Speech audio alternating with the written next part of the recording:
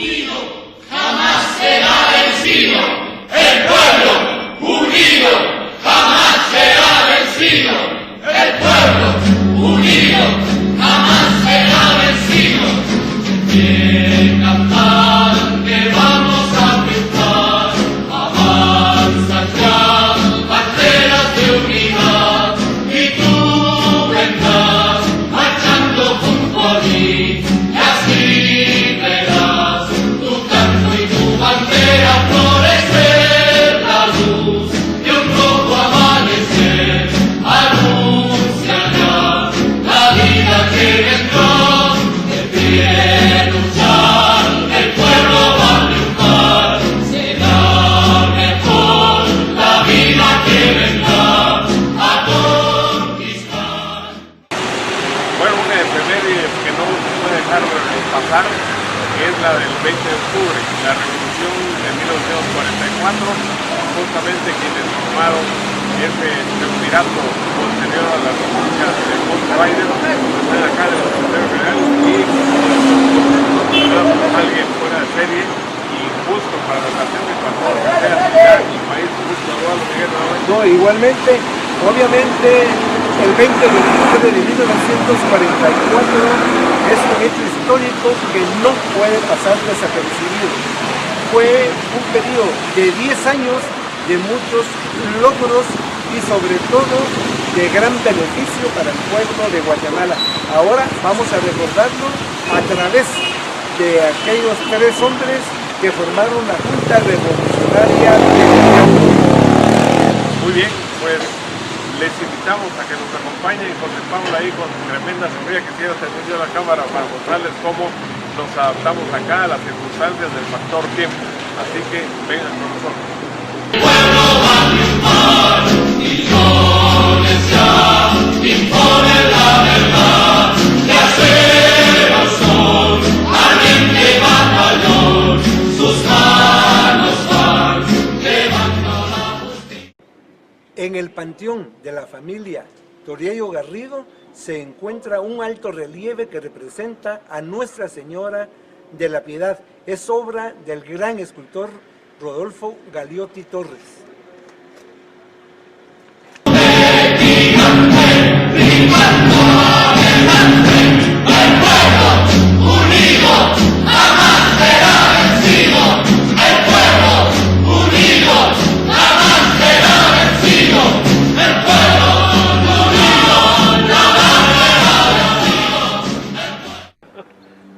El 13 de julio de 1949 se llevó a cabo el asesinato de Francisco Javier Arana en el Puente de la Gloria sobre el río Michatoya en Amatitlán.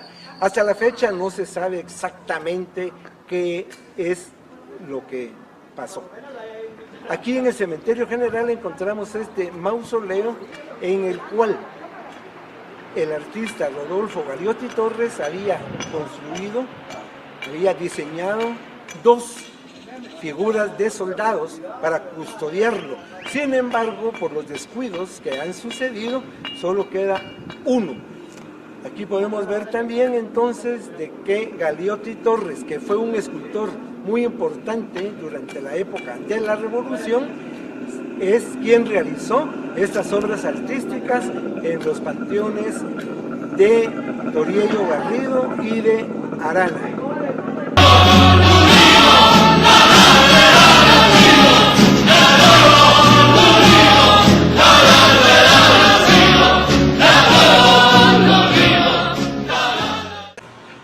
Nos encontramos frente a la Escuela Federación 1 de Julio en la zona 12 de la ciudad de Guatemala.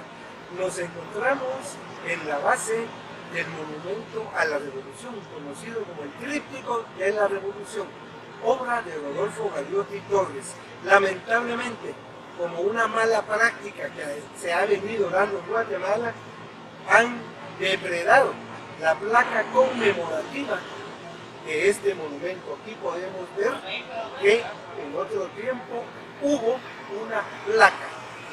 El monumento consta de 3 figuras con símbolos que nos recuerda la gesta de 1944, por eso se conoce como el tríptico de la revolución.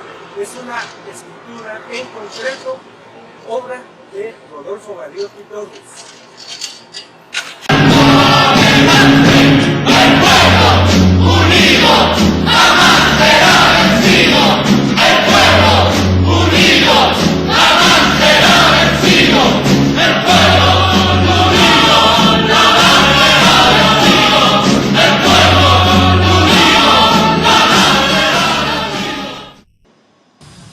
Bueno, frente a la tumba del coronel Jacobo Arbenz Guzmán, por cierto, fue el primero que le utilizaron la frase de eslogan de publicidad al soldado del pueblo, y después lo hicieron hasta con Ríos Montt en la campaña inicial cuando participó hacia las elecciones del 74, también el soldado del pueblo.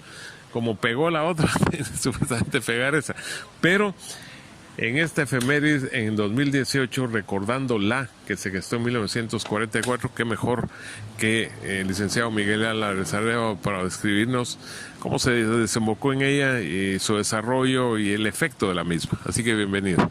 Sí, para poder entender un hecho histórico, un fenómeno histórico, tenemos que conocer cuáles fueron las causas y los factores que lo determinaron.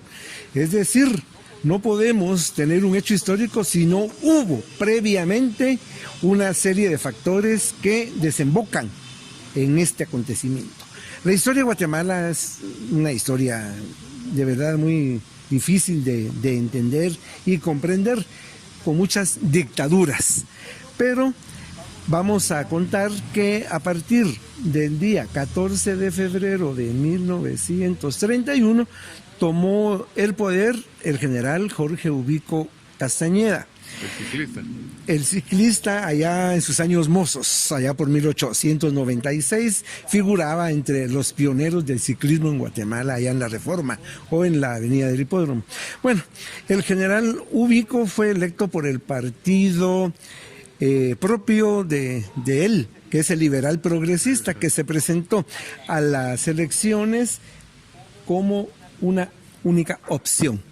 Obviamente ganó, en este caso, un sí, y su elección era por 4 años. Sin embargo, se fue manipulando la Constitución para sucesivas reelecciones.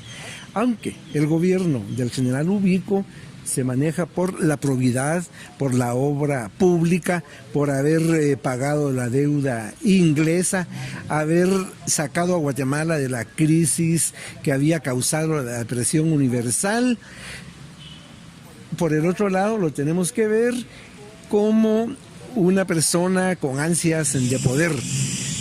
Y esto lo vamos a ver en una serie de acciones. Por ejemplo, no se permite la libertad de organización política. No hay partidos políticos en Guatemala a no ser el Liberal Progresista. No hay libertad de expresión a no ser lo que se escriba en el periódico Liberal Progresista. No hay organización política, organización obrera sindical. Todo esto pues nos enmarca una época de dictadura y de represión, puesto que hay persecución política. Por el otro lado, se podrá hablar de su obra pública, de la seguridad nacional, pero tenemos que ver el camino, el sendero de las libertades que estaban vedadas. Fue así como el año 1944 pues va a ser decisivo para poner fin a este gobierno. La Universidad de San Carlos, conocida en este momento como Universidad Nacional, no tenía autonomía. Los nombramientos entonces del rector, decanos y catedráticos, funcionarios de la universidad, dependían directamente de la Presidencia de la República. Fue así que se hicieron nombramientos en una de las unidades académicas de la universidad, a los cuales el estudiantado no estaba de acuerdo. Se hicieron las protestas, se hicieron manifestaciones para poner a un alto a estos nombramientos que se hacían a dedo. Fue así como el mes de junio lo vamos a conocer como las jornadas de junio, todo dentro del seno entonces de la universidad. A esto se va a sumar entonces el magisterio, la clase obrera, organizaciones civiles, y empieza una serie de manifestaciones por las calles de la ciudad de Guatemala. Nunca se había visto que se estuviera manifestando contra el general Ubico y contra el gobierno. No hubo nada ni contra Cabrera antes, así. La de 1920, la unionista, fue una manifestación, creo que de las más masivas que ha habido en la historia de Guatemala. Bueno, pero a Ubico no se le habían hecho manifestaciones tan seguidas y tan masivas, hasta llegar a la del día 25 de junio. Esta manifestación fue reprimida y en la cual muere la maestra María Chinchilla. Ella va a tomarse como el símbolo del mártir. A partir de entonces, al día siguiente, Guatemala ya está levantada. Ya no se permite más el abuso del poder que se había ejercido. Y esta manifestación pues se prestó para mucho, incluso se exageraba de lo que había sucedido. Esto da paz ¿a qué? 311 personas, amigos personales del general Ubico, miembros del partido y personas connotadas de la sociedad guatemalteca firman la carta pidiéndole la renuncia. Esta carta fue entregada en el despacho presidencial, alguien la puso bajo la puerta y salió corriendo. El general Ubico la toma, la lee, la medita y presenta su renuncia el día 30 de junio de 1944 a efecto del 1 de julio de ese año.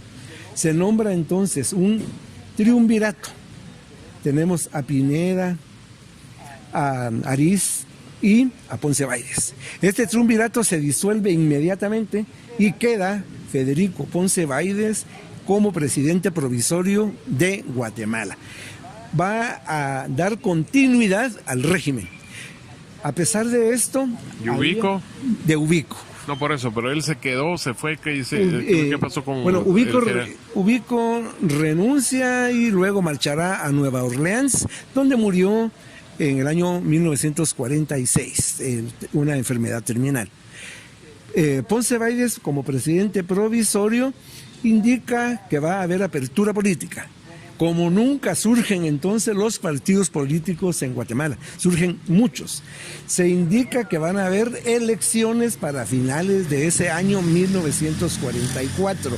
Van a haber libertades y que él no se va a proponer como presidente. Sin embargo, las cosas fueron cambiando. El partido Renovación Nacional envía una carta a Argentina, donde radicaba el doctor Juan José Arévalo, invitándolo a que participara como candidato a la presidencia de Guatemala. Arévalo acepta y regresa al país el día 3 de septiembre de 1944. Nunca se había recibido a un político en Guatemala como se hizo con Arévalo. Ese momento nació un grito que se hizo público en toda la campaña: ¡Viva Arévalo! Desde el aeropuerto en Avenida Hincapié hasta la zona 2, donde vivía la familia, la gente se fue agolpando, la campaña se volvió masiva y muy popular, y esto no le gustó a Ponce Baides, porque pensaba de que él iba a tener precisamente el favor del pueblo. Sin embargo, surge un candidato con el favor realmente popular. Empieza la represión, a tal grado que Arévalo tiene que partir a México, desde donde va a seguir el caso y la lucha de Guatemala, como lo había hecho ya en otras ocasiones. Llegó el mes de octubre de 1944, no se tenía planificado nada. Es un acontecimiento que los mismos factores lo fueron llevando a su desarrollo. Días antes del 19 de octubre se vio un movimiento muy raro en la ciudad de Guatemala. De la Guardia de Honor empezaron a salir tanques y empezaba a verse un movimiento militar bastante fuerte, lo cual hizo que elementos del ejército, de la universidad, del magisterio, obreros y de distintos movimientos cívicos empezaran a organizarse, y fue de esta manera que llegó el día 19 de octubre. Y se toma ese momento en primeras horas de la noche la Guardia de Honor.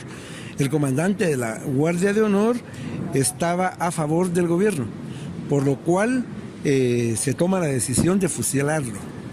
De esta manera queda ya tomada la Guardia de Honor, y a las primeras horas del 20 de octubre las personas que han llegado y se concentran y empiezan entonces a buscar la plaza mayor, el Parque Central en aquel momento. Luego tenemos el castillo de San Rafael de Matamoros, que también era un aliado de los revolucionarios, y se habrá un cruce de balas con el fuerte de San José de Buenavista, que era leal al gobierno de Ponce Báidez. De esta manera, las balaceras empiezan desde la madrugada, la presencia de los tanques, los cruces de balas, y algunos edificios fueron tomados por los revolucionarios, dentro de ellos los estudiantes. Es muy importante mencionar a los del Central para Varones, quienes armados copan la cúpula y las bóvedas de la Merced para poder controlar hacia la plaza. Y así se va haciendo en distintos puntos de la ciudad. El general Ponce Báidez está atrincherado y sigue pidiendo el apoyo militar que aún tiene, hasta que una bala cae en la pólvora expuesta, no Santa Bárbara, en la pólvora expuesta, que inmediatamente agarra fuego y se eleva una enorme columna que se vio por todos los puntos de la ciudad, y fue el espectáculo más grande que hubo el 20 de octubre. A este momento ya se toma la decisión por parte del gobierno de rendirse. Ponce Báidez irá al exilio a México, inmediato, como muchos de sus antecesores lo hicieron, y lo harán otros también en el futuro, hacia México. Ponce Báidez vencido, la bandera blanca en el castillo de San José, y se conforma entonces una junta revolucionaria por las siguientes personas. El mayor Francisco Javier Arana, y el entonces capitán Jacobo Arbenz Guzmán, y el ciudadano Jorge Toriello Garrido. Entonces los tres, cada uno tenía una visión distinta. La parte militar ideológica que viene entonces de Arana, la parte de intervención de Arbenz, y los movimientos civiles de la sociedad civil a través de la figura de Toriello Garrido. El día 26 de octubre de 1944 se llevó a cabo una de las manifestaciones más gloriosas en la historia de Guatemala. El pueblo de Guatemala se reúne en varias de las plazas y en varias entradas de la ciudad para vitorear a la Junta Revolucionaria de Gobierno, como se le había llamado, y todos se van a concentrar en la Plaza Mayor. En aquel momento se le llamaba Parque Central. Ahí hubo delegación de todos los sectores de la sociedad guatemalteca, y en el balcón la Junta Revolucionaria saluda al pueblo. Entonces aquí 26 de octubre es el reconocimiento popular. Luego vienen los reconocimientos del gobierno de Guatemala por parte de la comunidad extranjera. Primera junta militar que reconoce Estados Unidos en América. Luego tenemos que mencionar el reconocimiento de México, República Dominicana, Centroamérica, países de América del Sur, la Gran Bretaña, España. Entonces ya la comunidad internacional le ha dado el beneplácito a la Junta Revolucionaria de Gobierno, quien de inmediato empieza a dejar sin efecto una serie de atrocidades propias del régimen anterior.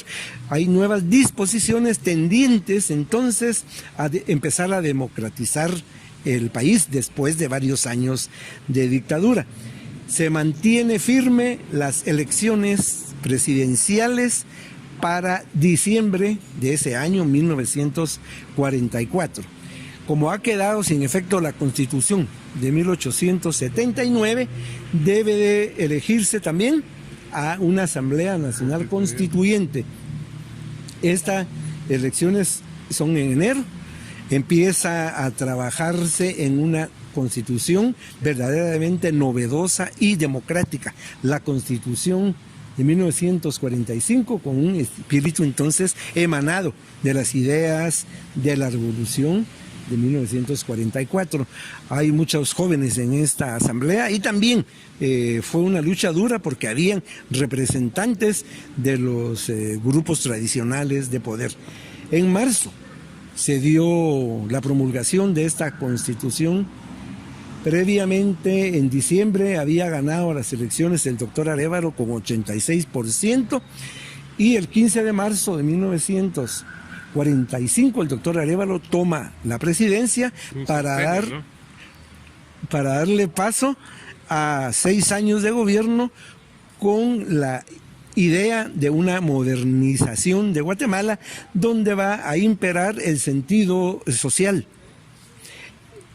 Se va a dar gran importancia a la seguridad social, laboral, a la cultura, a la educación.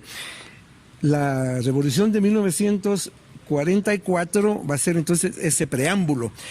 Esta Junta Revolucionaria, emitiendo una serie de disposiciones, también le va a dar un carácter popular a las elecciones, donde ya van a poder votar las mujeres, lo que no podía hacerse antes, o el indígena. Letrados. Antes el indígena iba acompañado por un miembro de la finca que entraba a la casilla y le indicaba dónde tenía que poner la marca. Bueno, entonces aquí ya vamos a encauzarnos a un nuevo periodo en la historia de Guatemala.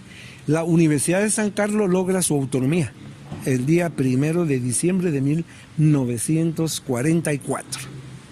La Junta Revolucionaria no tiene intención de perpetuarse, por eso vemos de que dio esta apertura a las elecciones.